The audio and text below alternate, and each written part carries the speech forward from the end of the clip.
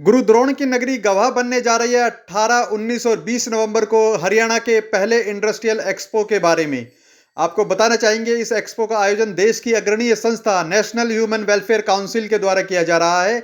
इस आयोजन को सफल बनाने के लिए इंडस्ट्रियल डेवलपमेंट एसोसिएशन सेक्टर 37 के द्वारा सहयोग किया जा रहा है। इस आयोजन को देश की अग्रणी कंपनियां अपने अपने उत्पाद के साथ इसमें अपना प्रदर्शन कर रही हैं। गुरुग्राम की सारी इंडस्ट्रियल एसोसिएशन इसमें अपनी भागीदारी निभा रही हैं। आपको बताना चाहेंगे कि लाखों की संख्या में यहाँ पे दर्शक और साथ ही कंपनियां आने वाली हैं। इस प्रोग्राम में बताया कि नेशनल ह्यूमन वेलफेयर काउंसिल के अध्यक्ष श्री गुंजन मेहता ने प्रेस कॉन्फ्रेंस के द्वारा श्री नवीन गुप्ता, श्री रविंद्र जैन, श्री राजेश दुआ एवं हरियाणा के प्रदेश अध्यक्ष श्री गगनदीप चौहान यहाँ पे मौजूद रहे। प्रेस कॉन्फ्रेंस के दौरान आईडीए की तरफ से अध्यक्ष के गांधी, उपाध्यक्ष उमेश कुमार, महासचिव श्री जगतपाल सिंह, एडवाइजरी मेंबर के सुरेंद्र सिंह और एग्जीक्यूटिव सेक्रेटरी श्री नागर बंसल आदि मौजूद रहे। आइए ये खबर देखते हैं, हमारे साथ बने रहिए। जय हिंद, जय भारत।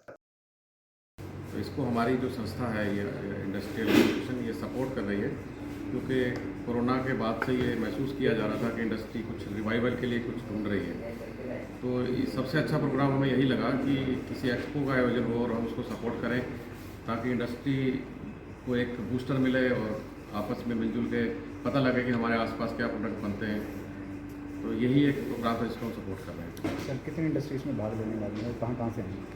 इसमें लगभग 100 से ज़्यादा इंडस्ट्री पार्टिसिपेट कर रही हैं, जिनका कंफर्मेशन आ गया है। वो तो एग्जीबिटर हैं, लेकिन एज ए विजिटर तकरीबन 4-5 हज़ार या 6 हज़ार तक लोगों ने इसमें आना है, तो भी सभी इंडस्ट्री के लोग होंगे। और हमने इन्विटेशन दिया है हरियाणा की सभी प्रमुख इंडस्ट्रियल एसोसिएशन के प्रेसिडेंटों को इन्विटेशन दिया है। गुड़गांव की तो सारी इंडस्ट्रियल एसोसिएशन ऑलरेडी अपना समर्थन दे चुकी है इस एक्सपो के लिए। सर, चीफ गेस्ट कौन रहने वाले हैं सर? चीफ गेस्ट के लिए कुछ सेंट्रल मिनिस्टर्स हैं जिनसे बात चल रही है, जैसे कि अभी नवीन जी ने बताया कि माइनॉरिटी कमीशन के चेयरमैन हैं इकबाल सिंह लालपुरा जी, उनका कंफर्मेशन आ गया है। आज शाम तक अर्जुन राम मेघवाल जी का कंफर्मेशन आ जाएगा। श्री सुरेश प्रभु जी ने भी ऑलरेडी कंफर्मेशन दे दिया है। और कुछ स्टेट मिनिस्टर्स हैं जिनसे बात चल रही है, उनका कंफर्मेशन भी कल सुबह तक हो जाएगा। सर, इस एक्सपो के बाद हरियाणा की इंडस्ट्री को कितनी ग्रोथ मिलेगी? साथ ही साथ हरियाणा के अगर रिवेन्यू की बात करें तो हरियाणा सरकार के रिवेन्यू में कितनी बढ़ोतरी आप मानते हैं? देखिए, एज सच इसका डाटा तो कैलकुलेट नहीं किया जा सकता, लेकिन अनुमान लगाया जा सकता है, क्योंकि जैसे ही इस एक्सपो का हमने अनाउंसमेंट किया तो बहुत सारे ऐसे इंडस्ट्रियलिस्ट हमसे आकर के मिले जिनको ये पता था कि उनका प्रोडक्ट यहाँ से कहीं नोएडा में या किसी और जगह जाके बिकता है और वहाँ से फिर अल्टीमेटली गुड़गांव में ही आता है, उनके सेक्टर के पड़ोस में ही किसी को बिकता है। तो ये एग्जीबिशन लगाना इसलिए ज़रूरी हो गया कि उन लोगों को पता लगे और अपना प्रोडक्ट अपने ही यहाँ कंज्यूम हो तो अपनी रेवेन्यू अपनी सरकार अपना क्षेत्र का बनेगा।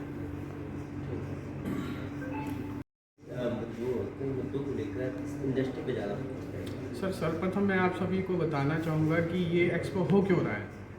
आज जिस जगह पर हम यहाँ एकत्रित हैं, ये हमारे यहाँ सेक्टर 37 औद्योगिक क्षेत्र है और औद्योगिक क्षेत्र भी गुरुग्राम नगरी का, जिसे गुरुओं की धरती कहा जाता है।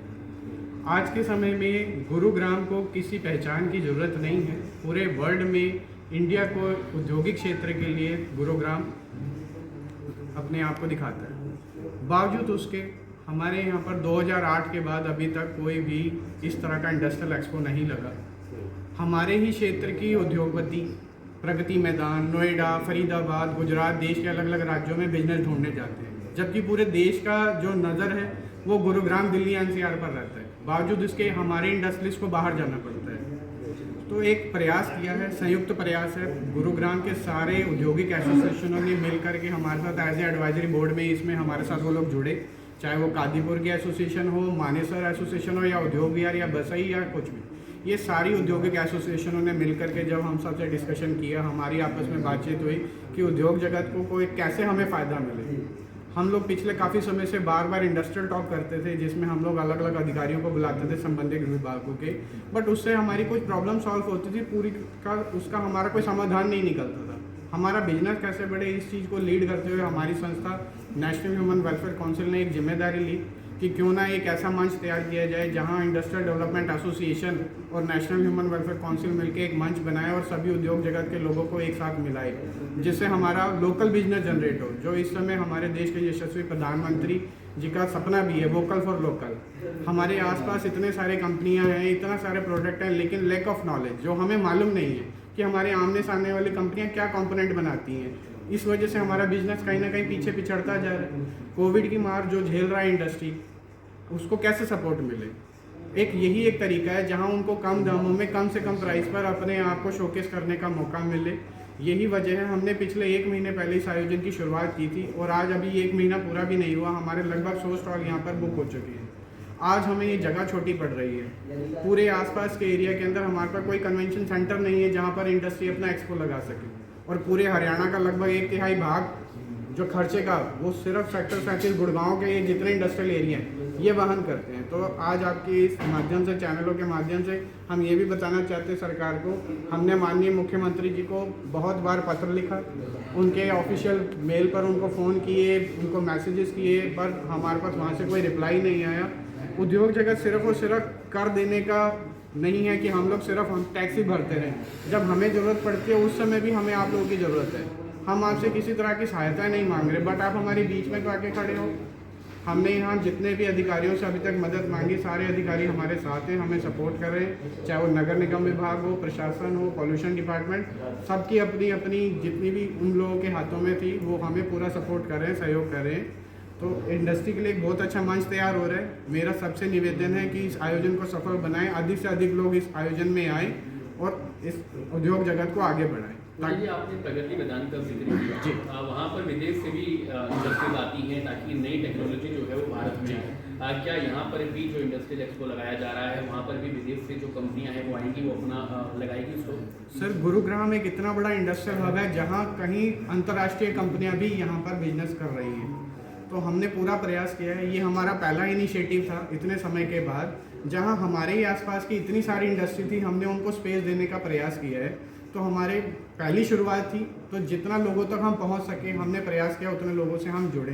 तो हमारे यहाँ के जितने भी बड़े ब्रांड हैं, चाहे आप हनीवेल, JBM, मारुति, हमारा डार्विन ग्रुप जो देश का इस समय इतना बड़ा ग्रुप है, ये सब हमें सपोर्ट कर रहे हैं और यहाँ पर आ रहे हैं। वरना लॉजिस्टिक में इतना बड़ा नाम है, सनटेक, ग्रेशियस एक्सप्रेस, जितनी बड़ी बड़ी कंपनियाँ हैं सब हमारे साथ इस प्रोग्राम में जुड़ रही हैं। तो ये हमारे लिए भी एक हौसला बढ़ाने वाली बात है कि एक इतनी छोटी सी शुरुआत के अंदर इन सब ने हमारा हाथ पकड़ लिया, क्योंकि इस समय की मांग है, हरियाणा को आगे बढ़ाना है हमें।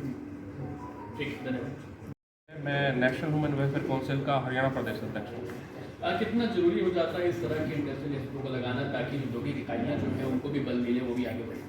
जैसा कि गुंजन भाई ने बताया था, गुंजन भाई हमारे नेशनल ह्यूमन वेलफेयर काउंसिल है उनके फाउंडर हैं, और इनके प्रयास से साथ में हमारी इंडस्ट्री डेवलपमेंट एसोसिएशन है, उनके सहयोग से ये कार्यक्रम होने जा रहा है, जिसका 18, 19, 20 नवंबर 2022 को होगा ये कार्यक्रम। और आपके चैनल के माध्यम से एक मैसेज भी है सभी को कि इसमें जिस प्रकार से भाई ने बताया कि लगभग 5 से 7 हज़ार कंपनियाँ और लोग आएंगे इसको देखने के लिए, तो जोर ज़्यादा इसका प्रचार और प्रसार करें ताकि उन लोगों तक फ़ायदा हो सके।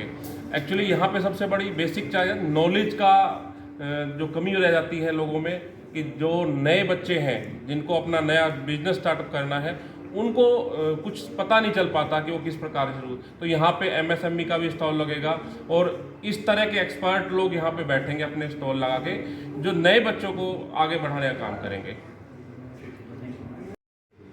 मैं नेशनल ह्यूमन वेलफेयर काउंसिल के साथ एडवाइज़र हूँ यहाँ पर, और मैं खुद सर्विस इंडस्ट्री से बिलोंग करता हूँ। तो जब मैंने गुंजन भाई से बात करी कि सर्विस इंडस्ट्री की जो प्रॉब्लम्स हैं, आज आप देखेंगे गुड़गांव एक हब बना हुआ है जहाँ से 90% रेवेन्यू हरियाणा सरकार को मिलता है, और सारी इंडस्ट्रीज़ की एसोसिएशन है, बट सर्विस इंडस्ट्रीज़ की एसोसिएशन के नाम पर यहाँ पर कोई एसोसिएशन नहीं है। सर्विस इंडस्ट्री 18% GST आपको भरता है और उसके लिए कोई सपोर्टर नहीं है, कोई रेगुलेशन नहीं है। जब आप कैपिटल की बात करते हो, जहाँ पर वर्किंग कैपिटल की रिक्वायरमेंट होती है, वहाँ पर तो कोई सपोर्ट नहीं दी जाती। आपको मशीनरी के लिए लोन दिया जाता है, फैक्ट्री के लिए लोन दिया जाता है, सर्विस सेक्टर के लिए आपको कोई लोन नहीं मिलता, कोई सपोर्ट नहीं है, गवर्नमेंट की कोई पॉलिसी नहीं है। MSME के नाम पर बहुत तरह के मजाक किए जाते हैं कि हम ये देंगे और वो देंगे, बट जब आप एक्चुअल ऑन ग्राउंड जाते हैं तब आपको कोई सपोर्ट नहीं मिलती। तो नेशनल ह्यूमन वेलफेयर काउंसिल के माध्यम से हम ये मैसेज देना चाह रहे हैं कि सर्विस सेक्टर को हम कैसे प्रमोट कर सकते हैं। जितनी भी नई कंपनीज़ आ रही हैं, IT कंपनीज़ आ रही हैं, टेक्नोलॉजी कंपनीज़ आ रही हैं, वो सब सर्विस सेक्टर के अंडर आ रही हैं। वो रेवेन्यू तो जनरेट कर रही हैं, वो इंटरनेशनल रेवेन्यू को भी ला रही हैं हरियाणा में और इंडिया में, बट उनको सपोर्ट के नाम पर कुछ नहीं दिया जा रहा। तो हम उसके बारे में क्या कर सकते हैं, कैसे कर सकते हैं, इसके लिए एक प्लेटफॉर्म बनाया जाए और वो सरकार के सामने उसकी प्रेजेंटेशन दी जाए। एक्सपो में किस तरह आप इन बातों को रख पाएंगे? एक्सपो में हमारे कुछ स्पोक्स पर्सन आ रहे हैं जो कि अलग अलग सेशंस में अपना अपना इस चीज़ के बारे में मुद्दे को रखेंगे और हम एक अपना कहते हैं पूरा एक इसका लेटर बनाकर सरकार को भी सबमिट कर रहे हैं जो गुंजन जी इसके ऊपर पूरा काम कर रहे हैं। तो स्पेशली मैन्युफैक्चरिंग सेक्टर एक सेक्टर है जहाँ पर हम प्रोडक्शन कर रहे हैं और उसके आगे आता है सर्विस सेक्टर जो उनके प्रोडक्ट्स को सेल करता है, ट्रेड करता है, ठीक है ना। मैन्युफैक्चरिंग तो हो गई, लेकिन जब सेलर्स और ट्रेडर्स जब तक जुड़ेंगे नहीं, जब तक सर्विस सेक्टर उसके साथ नहीं जुड़ेगा, तब तक कुछ नहीं हो पाएगा।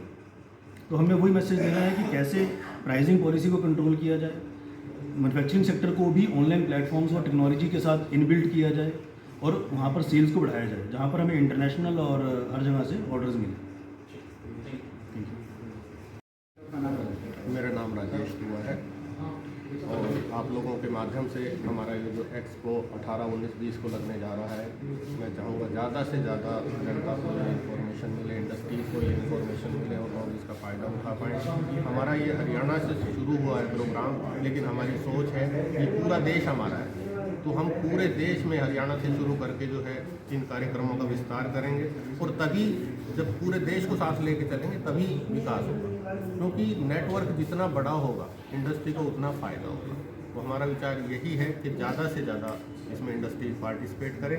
इसके लिए एसोसिएटेड होंगी कंपनियाँ, एक तो जितनी भी इंडस्ट्रीज आएंगी वो एक दूसरे से एसोसिएशन होगा, फिर कुछ एक्सपर्ट्स होंगे जो यहाँ पे जैसी भी प्रॉब्लम्स वहाँ पे एट द मोमेंट आएंगी उनको रिजोल्व करेंगे और उनकी आगे की गाइडलाइंस और किस तरह से आगे चलना है वो सारी फैसिलिटी हम इंडस्ट्रियलिस्ट को प्रोवाइड करेंगे।